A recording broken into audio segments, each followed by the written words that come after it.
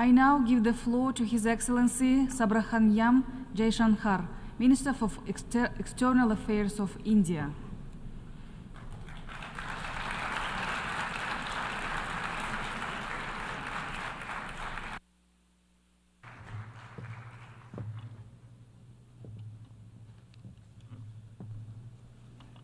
Madam President, Excellencies, distinguished members of the General Assembly, greetings and namaskar from 1.4 billion people of Bharat.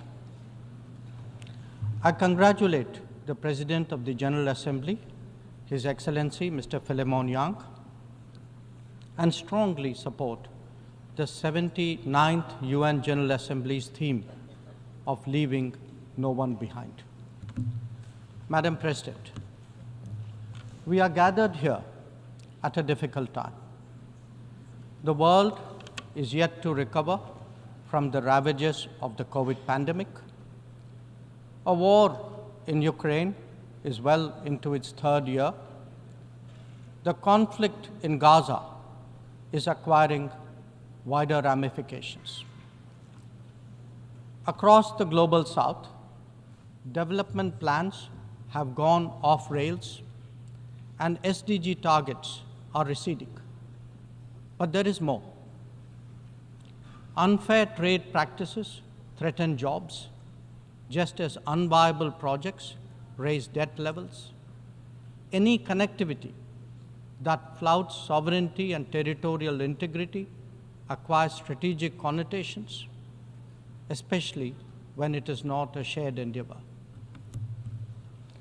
Technology advancements, which have long been a source of hope, are now equally a factor of anxiety. Climate events occur with greater intensity and frequency. Food security is as worrisome as health security. In truth, the world stands fractious, polarized, and frustrated. Conversations have become difficult, agreements even more so. This is surely not what the founders of the United Nations would have wanted of us. Madam President, almost exactly 8 decades ago, the first steps towards the formation of the UN were taken near here at Dumbarton Oaks. Refined thereafter at the Yalta Conference, they were finally approved in San Francisco. The debates of that era centered around how to ensure world peace, a prerequisite for global prosperity. Today, we find both peace and prosperity equally endangered. And that, Madam President, is because trust has eroded and processes have broken down. Countries have extracted more from the international system than they have put into it, enfeebling it in the process. We see that vividly in every challenge and every crisis. Reforming multilateralism is therefore an imperative. The urgency of this call is highlighted by the theme of this session. Leaving no one behind means advancing peace, ensuring sustainable development, and strengthening human dignity. This cannot be delivered by a UN paralyzed when faced with division, conflict, terrorism, and violence. Nor can it be advanced if access to food, fuel, and fertilizer is jeopardized. When capturing markets lacks restraint, it damages the livelihood and social fabric of others. Evasion of climate action responsibilities by the developed undermine the growth prospect of the developing. Indeed, when resource crunch limits the very pursuit of SDG targets, it is not just economies, but human dignity itself that is imperiled. If the world is in such a state, this body must ask itself, how has this come to pass? The problems arise from a combination of structural shortcomings, political calculations, naked self-interest, and yes, disregard for those left behind. It is natural to feel overwhelmed by what we confront now. After all, there are so many dimensions, different moving parts, issues of the day, and the changing landscape. But every change must begin somewhere, and there is no better place than where it all started. We, the members of the United Nations, must now seriously and purposefully address ourselves to that task. Not because it is a competition for influence or a squabble for positions, but because if we carry on like this, the state of the world is only going to get worse. And that could mean that more of us are going to be left behind. Madam President, as the world contemplates these concerns, India has sought to respond in a variety of ways. First, by focusing on the issues of the vulnerable, women, farmers, and youth, and fashioning targeted policies and initiatives for their betterment. Assured access to piped water, to electricity, to cooking gas, and new homes are changing millions of lives. The gender gap has started to close, be it in health, in education, or in the workplace. Our food producers, thrice a year, get financial support at the click of a button. And a third-term government has made skilling of the youth its key priority. Second, by expanding opportunities for employment and for entrepreneurship, including through stronger training and large-scale financial incentives. 495 million mudra loans have been given to small businesses in the last decade. 67% of them are to women. Equally telling, 6.56 million street vendors have availed of 8.85 million Swanidhi loans. This is just in the last 4 years. 45% of the beneficiaries are again women. Third, by creating templates that are replicable elsewhere.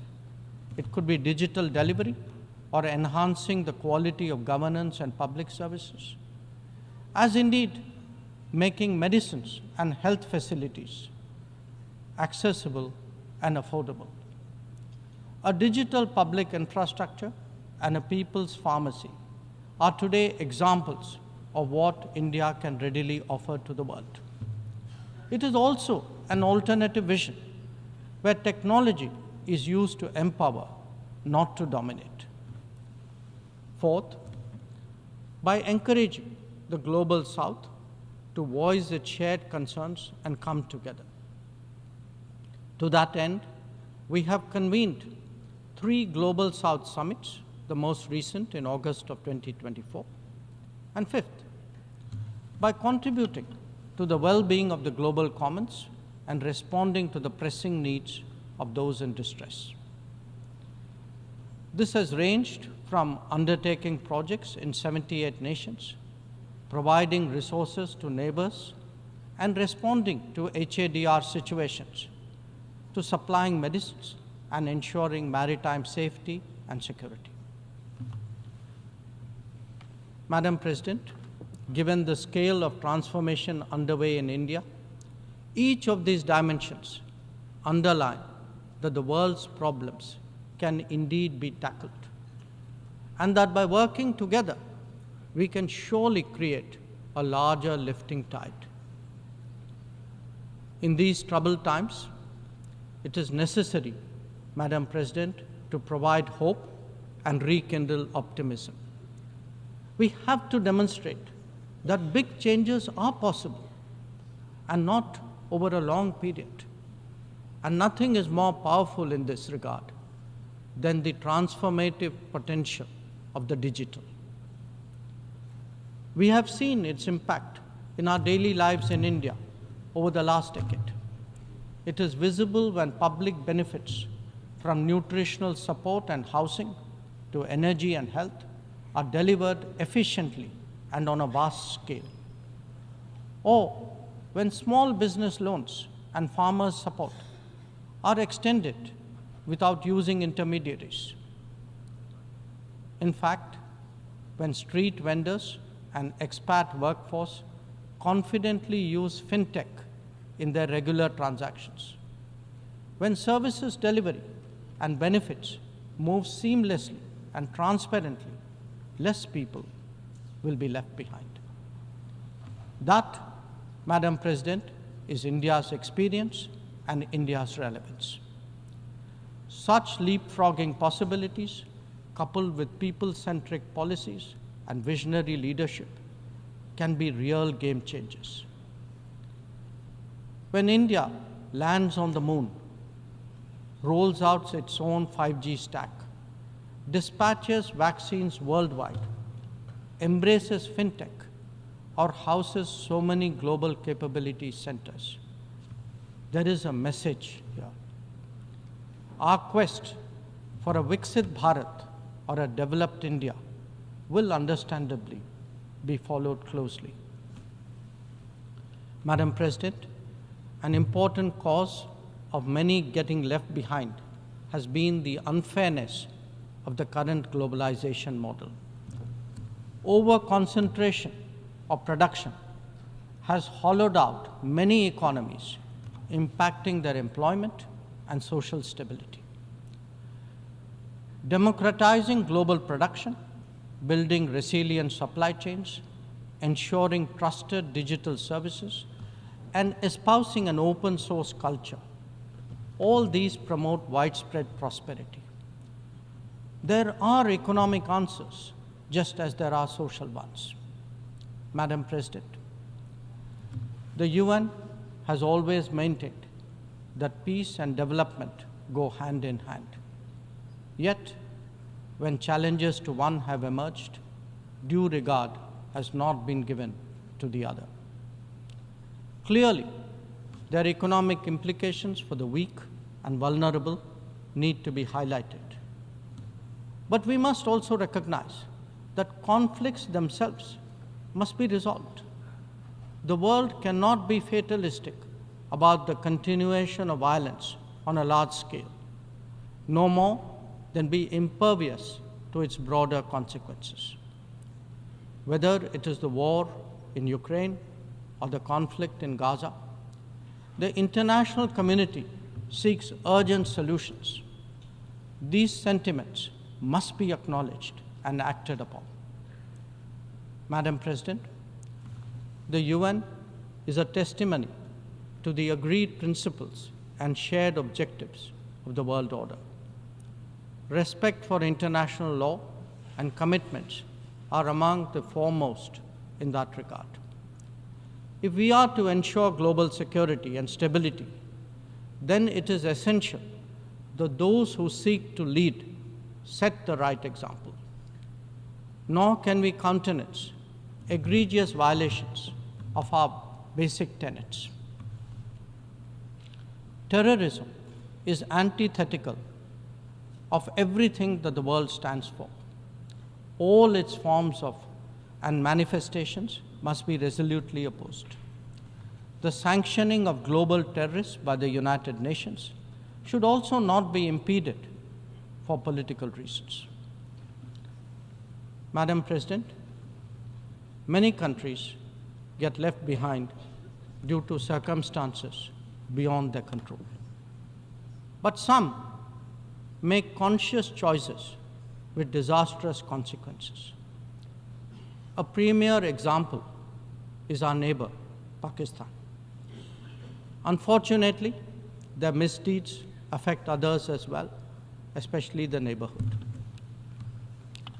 When this polity instills such fanaticism among its people, its GDP can only be measured in terms of radicalization and its exports in the form of terrorism.